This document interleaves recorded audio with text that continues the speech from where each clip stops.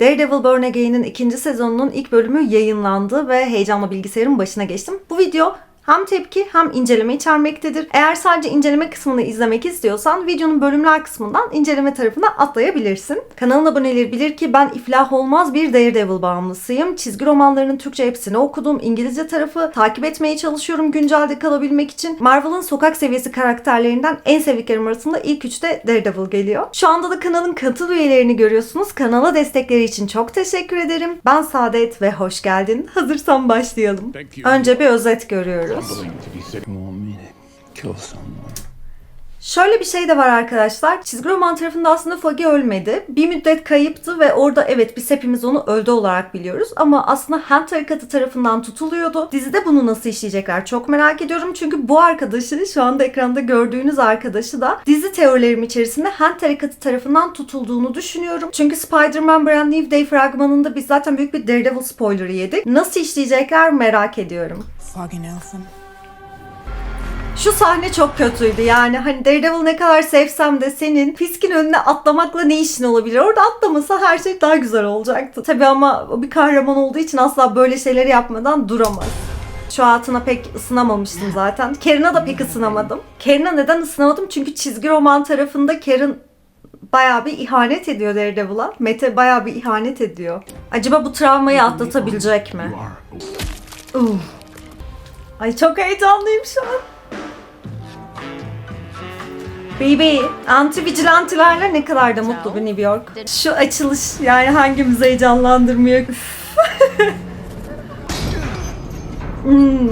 Kırmızı tonun hakimiyeti. Tamam gerilimi her yerde hissediyoruz. Kostüme bak çok güzel. Çok hoş görünüyor. Nasıl bir kamerayla çektiniz ya. Mükemmel duruyor. Hareketlere bak. Oh. Nece konuşuyor bunlar? Hand tarikatı mı acaba? Aklıma direkt o geldi. Yani Hand tarikatındanlar mı? Olmaları gerekiyor da. Ne diyorlar ya? Hand tarikatı olabilir biliyor musunuz? O saat takip cihazı mı? Çok iyi ya. Bayılıyorum bak şu introya bayılıyorum. Eğer Westworld dizisini izlediyseniz bilmiyorum bana çok anımsatıyor bu giriş bu şekilde olması. Acayip Westworld havası alıyorum. Karen mı? Muhtemelen. Maskeyi çıkardım. Hand tarikatı için kim için olacak? Yalnız Hand tarikatı çıkmazsa sıkıntı. Oo ne yapıyorsunuz? Anne izlemiyorum bu sahneleri. Bak gözümü kapattım. Acaba o saati oraya koymasının sebebi takip etmek miydi? Fisk'in iriliği ve karizması arasında büyük bir doğru orantı var. Yani en sevdiğim villainlardan birisi zaten. Dizinin neresinde kritik bir rol oynayacak çok merak ediyorum yani bu sezon için. Şeyi fark ettiniz mi? Dizi çok böyle aksiyonlu başladı bu bölüm yani. Şu anda da bir durulma noktasında ilerliyor. O kurgu dengesini bakalım kurabilecekler mi? Geçişe bak çok iyi. Çıldırıyor. Safe Street olayı acayip can sıkıcı yani. Psikopat. Başarılı bir kılık değiştirme. Yakışmış. Yani atlatamazsın o travmayı kolayına. Cool. Red Kitchen detayı da güzel bu arada. Bak ruh satmak falan böyle kelimelerle işliyorlar. Hand'i görecek miyiz? Yani Hand'i göreceksek Elektra'yı da görmeliyiz. Diziyi tamamen Hand'i görmek için izliyormuş gibiyim şu an farkındayım ama Spider-Man Brand New Day fragmanında verilen o spoiler'dan sonra hani böyle yeni bir şey aramaya çalışıyoruz. Hani onu yapmasalar çok daha iyi olurdu. Bana biraz şey gibi geldi. Selamlar biz Marvel olarak Sony'nin Spider-Man filmini izlemenizi istiyoruz gibi geldi. Fuck you. Oh. Demek ki bir şeyler göreceğiz evet. Of. Oh.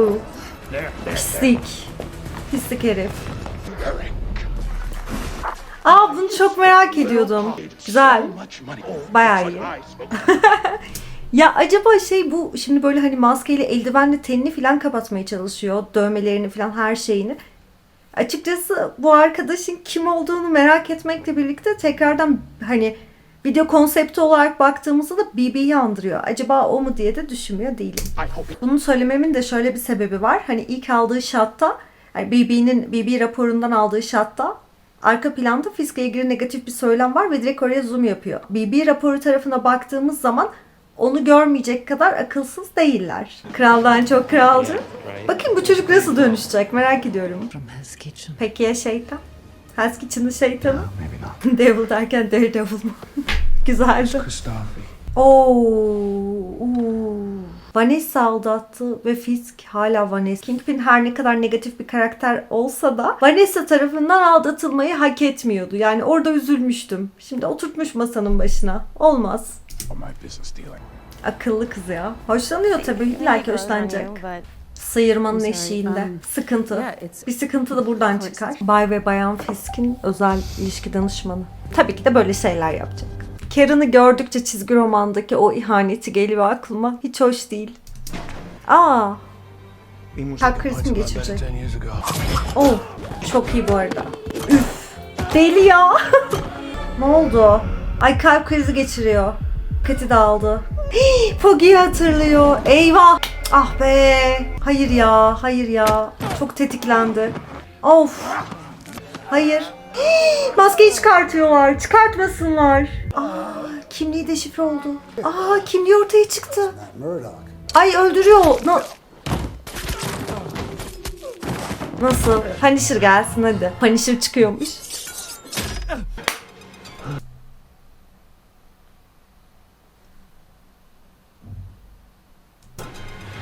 Poindexter. Bitti. Bak. Bu kimin bıçağı? Ne yazıyor? Şu sembol kimin sembolü? Bitti bile bölüm. Güzel yerde bitirdiler. 50 dakika nasıl geçti hiç anlamadım şu an. Bayağı iyiydi. Hadi incelemeye geçelim.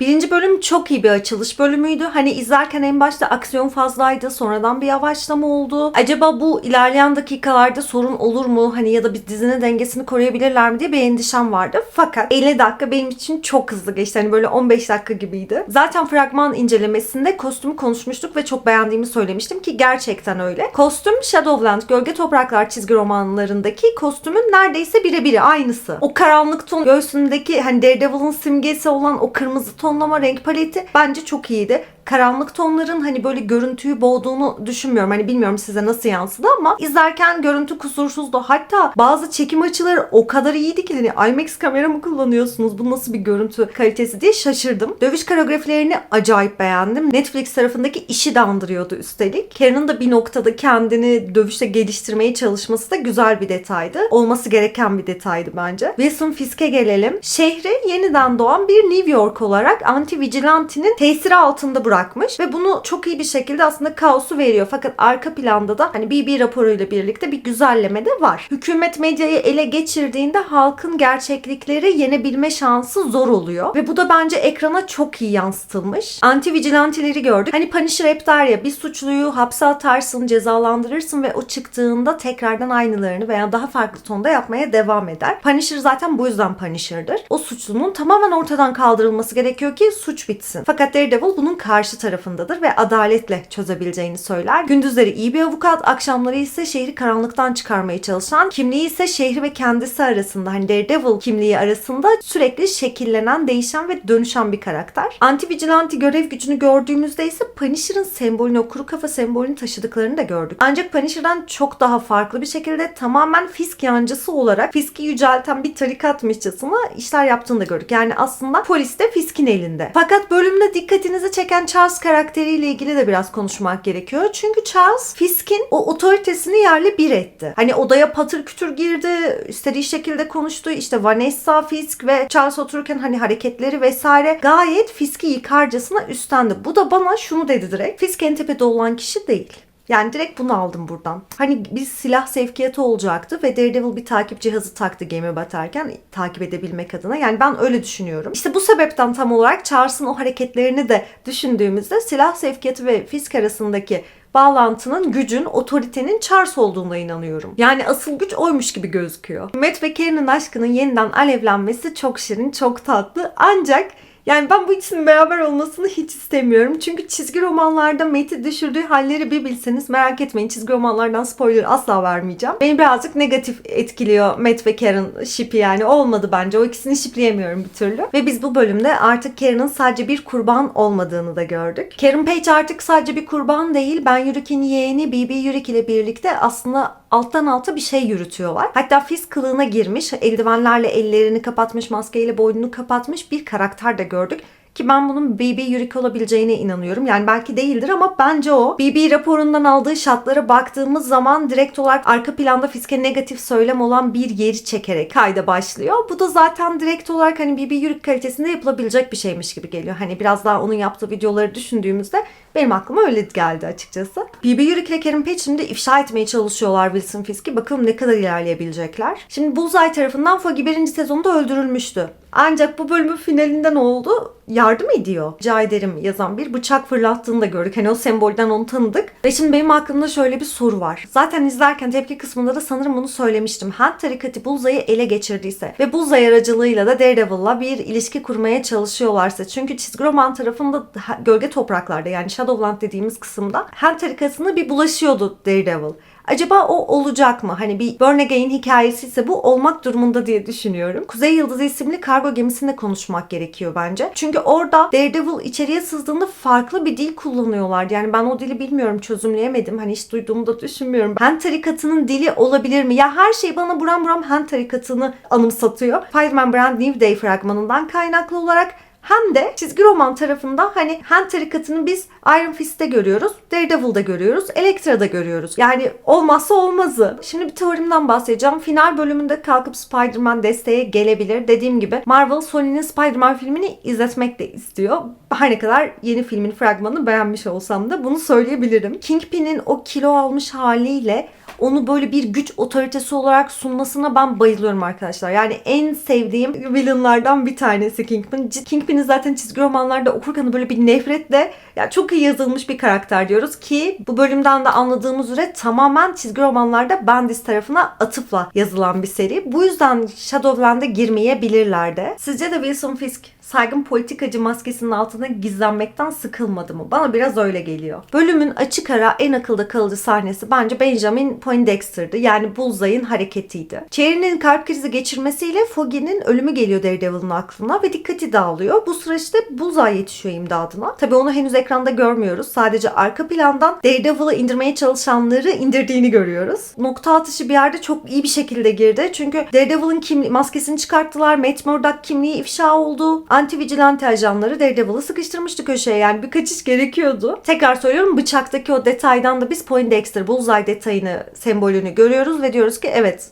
geldi. Yani o bıçağın kime ait olduğunu tamamen sembolden doğruluyoruz. Şimdi geçmişteki kanlı rekabetlerini düşündüğümüzde çok sıkıntı. Hani Daredevil buna nasıl bir karşılık verecek? Ama bir noktadan da şöyle mi bakacak acaba? Daha makyavelist bir yerden mi bakacak? Çünkü kostüm karardı. Kostüm karardığı için artık kahramanın kendisinde fikirlerinin değişmiş olması gerekiyor. Düşmanımın düşmanı dostumdur mottosunu geçici bir süreliğine kullanabilir mi? Çünkü daha kararlı, aslında daha yumuşak olmayan bir Daredevil gördük. Dövüş sahnelerinde hem kemik kırılmasının sesini duyduk hem de o görüntüyü gördük yani. Bullseye ve Daredevil'ın birlik olarak Fisk'i indirmeye çalışması daha karanlık bir yere evriliyor aslında. Ayrıca Karen ve Daredevil konuşurlarken hani bu silahların kime ait olduğunu araştıralım muhabbeti, hatta onu bulacak, o silahların kime ait olduğunu bulabileceğine inandığımız birisi var gibi bir diyalog geçiyordu aralarında. Orada çok kişinin aklına Punisher gelebilir ama biz fragmanda Jessica Jones'u gördük ve Jessica'nın da bir dedektif olduğunu hatırlarsak ikinci bölümde girebilir mi? Yoksa üçüncü bölüme mi erteleyecekler karakteri? Onu da merak ediyorum bayağı. Charles karakteri olayların bir noktada en ortasında yer alıyor ve